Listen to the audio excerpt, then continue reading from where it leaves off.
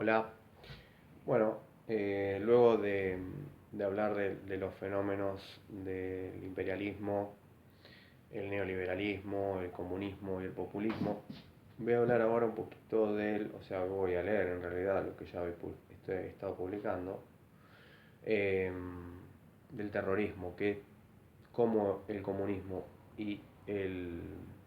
populismo son reacciones al abuso de poder del imperialismo. Es otro fenómeno que aparece como reacción al imperialismo, que había estado asociado al comunismo y a otros movimientos extremistas de izquierda y de derecha, pero que ahora tiene además, o más bien, un tinte, si se quiere, religioso, aunque es más bien un rechazo total y extremo provocado por algunos movimientos fundamentalistas islámicos, no hacia la cultura occidental cristiana, sino hacia el dominio y la influencia del imperialismo, que representa el abuso de poder, la corrupción y la inmoralidad. No es Islam versus cristianismo, sino que es Islam versus el imperialismo. Hay varios factores causantes de este fenómeno, por ejemplo, el establecimiento del Estado de Israel, pero el despliegue del imperialismo mayormente es por el factor petróleo, por supuesto es la causa detonante. Los ataques a las Torres Gemelas y la consecuente invasión de Afganistán e Irak, otros ataques terroristas en varios países, el surgimiento de ISIS y la guerra civil en Siria son algunos de los acontecimientos que describen por sí solo este fenómeno. Y bueno, habiendo terminado con todos estos fenómenos, voy a hablar un poco ahora también de otro fenómeno que sucede en nuestra sociedad, pero que es de todos los tiempos, y me refiero a la corrupción. La corrupción es el principal obstáculo y la primera causa de retraso de una sociedad, y está presente en diferentes grados y formas en cualquier sistema de gobierno, desde el comunismo de la ex Unión Soviética, pasando por todos los regímenes monárquicos o dictatoriales, y por todos los países donde la democracia y la república están más o menos bien establecidas, hasta los Estados Unidos. En todos lados hay corrupción. Sin embargo,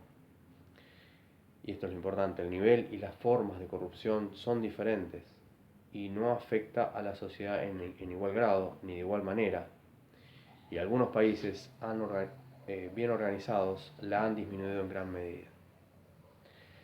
Tanto el imperialismo como el populismo, fenómenos que ya se han analizado, favorecen la corrupción, o mejor dicho, esta es parte del sistema que ellos proponen, que estos dos fenómenos proponen. Favorecen la corrupción la concentración de poder, que es mayor en gobiernos centralistas o unitarios y presidencialistas, más todavía cuanto más facultades se les otorga, y la debilidad de la democracia o de la república, que también varía, pero en general el sistema actual de organización política, incluidos las campañas y los procesos electorales, los bajos niveles de participación de los ciudadanos, todo eso ayuda a que la corrupción continúe y sea creciente. Y para completar el panorama, para peor, esto se asocia con que la gente en muchos países está acostumbrada a la corrupción, está como que no se puede hacer nada. Además, en muchos casos la corrupción está asociada al narcotráfico y a la delincuencia, y que sumada a otros factores aumentan la decadencia y la pobreza, que también en muchos casos están relacionadas con el narcotráfico y con la delincuencia. Por ejemplo, en los partidos políticos donde muchos buscan beneficios espurios. Es cierto que es entendible que uno generalmente no puede poner su tiempo y de su conocimiento y todo lo demás solo por ideales, porque muchas veces es lógico alguna retribución, del modo que sea, pero una gran parte de los que se acercan a la política, que son atraídos hacia su participación en política, que en muchos casos es politiquería, digamos, no busca participar para aportar conocimiento, esfuerzo, ideas, ánimo, apoyar a alguien que se postula por sus buenas ideas, sino directa y exclusivamente para lucrar de alguna manera, obtener un puesto que le dé mejores ingresos, mejor estatus, poder y estar en la vidriera sin importar mucho si las ideas o las intenciones del candidato son las mejores o las peores. Otro ejemplo es la coima, en las más variadas formas y por medio de la cual, como en todos los casos de corrupción, se benefician o lucran las dos personas o partes que tratan, se perjudican otros y toda la sociedad. Un caso es cuando un comerciante quiere evadir impuestos y negocia con el que inspecciona para que haga la vista gorda, digamos. Cuando este caso se multiplica, sucede que los que pagamos, según la ley, tenemos que pagar aún más en impuestos para compensar a los que evaden sus obligaciones. Este es solamente un pequeño caso, o dos casos de todos los casos de, dice, las formas y las consecuencias de la corrupción no es tema para tratar en unos minutos, sino que será tratado en profundidad en otros videos, pero en pocas palabras, por supuesto, cuanto menos corrupción, cuanto más corrupción, menos justicia, menos libertad, menos paz, y también mayor corrupción, menos igualdad, menos progreso en todos los órdenes, menos prosperidad para todos y cada uno de los integrantes de una sociedad. Y más, cuanto más corrupción, más pobreza, más delincuencia, más narcotráfico y otros males. Además, las pérdidas económicas en obras, en dinero, en tiempo y energía, del gobierno, de la sociedad, en investigación, enjuiciamiento,